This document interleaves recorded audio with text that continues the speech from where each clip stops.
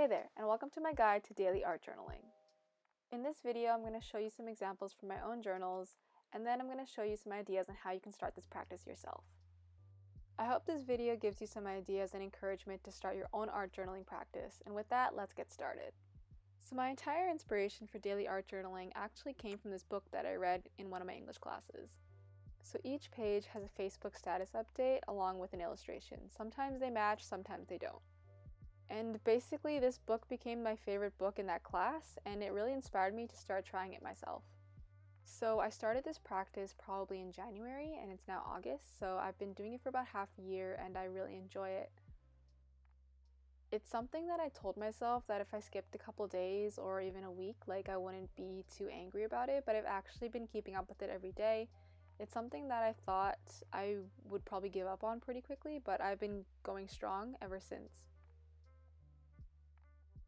Now, I know there's probably some complex research by some fancy scientists out there who can tell you why journaling is really important and all the things it can do to your brain and stuff, but I'm going to give a really simplified version on why I've loved journaling and just some things I've learned over the past, I want to say 6 months, over just how journaling has really affected myself and my style of art ever since I've started doing it every day.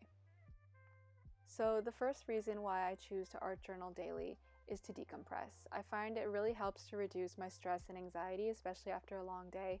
I tend to do my journaling at nighttime, probably before I go to bed, which kind of reflects in the way I write my captions. Sometimes they can be a bit negative and a bit harsh. I feel like they'd be probably different if I did them in the morning, but I choose to do them at night before I go to bed just to kind of get everything that's going on in my head out of my head and just give me some peace before I go to sleep. Another thing with art journaling, it's a visual medium, so you can kind of take the words that you cannot express in your head and kind of put it in a visual form. So I find that doing art journaling is a way for me to take the things that are going on inside my head and be able to express it in a way that I'm not able to express with words.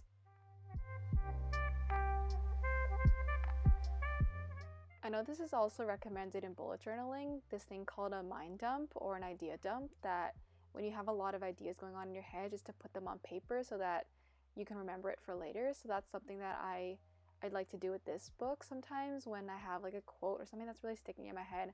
I always make sure to write it down. That's why I really enjoy kind of this format where I have an illustration and then some writing underneath, because it feels like I can sum up my day in one sentence or less and just stick it in the journal. So it kind of adds to the memory aspect, which I'll be talking about a bit more, but it helps to just kind of get everything that's in my head out of my head. The second reason why I like daily art journaling is for the memories. When you look through my books, you can see I always put a caption with my illustration of the day, and usually there's something that has to do with the day, whether it's how I'm feeling or it's a quote that I stumbled across or a line from a TV show or some song lyrics. I always like to add that into my illustrations, and it's a great recap of the day, and it's really great to look back on and see what's going on in my life at the moment and what's going on in the journal. I know I've said this in a couple of my flip throughs, but I find that having journals is kind of like a way of having a record of the story of your life. I always dream about having a huge bookshelf filled with journals in the future where I can just look back on them and just see where my life is at that moment and kind of just use them kind of like storybooks. And not only is this a good way of tracking kind of big life events, but also it's really good at tracking kind of your attitude and also your growth and progress as a person and even your art style. Something that I really look forward to is kind of looking back and seeing how I've changed. I'm trying to be a more positive person, so I hope when I look back on these journals in the future, I can see my outlook on life kind of change. So it's a great way of tracking your growth as a person as well. And lastly, the reason why I like daily art journaling is for practice. I find these journals to be a really low-risk area to try new things and develop new art styles because it's only half a page, and if I mess it up, that's fine. I could reflect on it and write about it and see how I can improve on these pages. So it's really good to get those repetitions in and to get that practice. So now I'm going to show you a way that you can start daily art journaling today with just a piece of paper, and we're going to make a zine.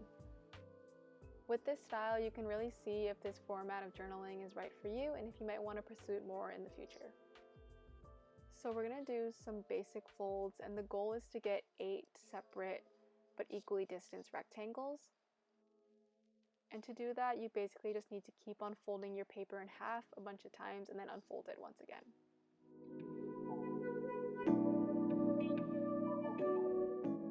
Now this part is the part that always made me confused when I was first starting to make zines, but you need to fold your paper in half, kind of hamburger style, and then make a cut just in the middle, because you want to cut just those 2 squares in the center. And after that, all you need to do is fold it into the book. I'm very bad at explaining this, but I think just watching this can explain it for me. But after that, you're basically done. You now have yourself a book and you can start daily art journaling.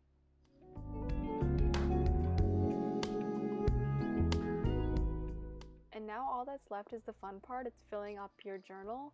You can always find ideas anywhere around your house, outside your house. You can fill it up with leaves, you can fill it up with newspaper clippings, old books, you can rip up tissue paper. There's lots of things that you can find fairly easily to just add into your journal. And that's kind of the fun, is kind of exploring and figuring out what you like to do and what you want to include in your journals. I think the best advice that I can give you when art journaling is just knowing that this is a place that you can make mistakes. Don't expect every page to be perfect. Don't expect every page to be some beautiful masterpiece. Some days you might just make a couple lines and call it a day, and some days you might make a drawing that you really enjoy.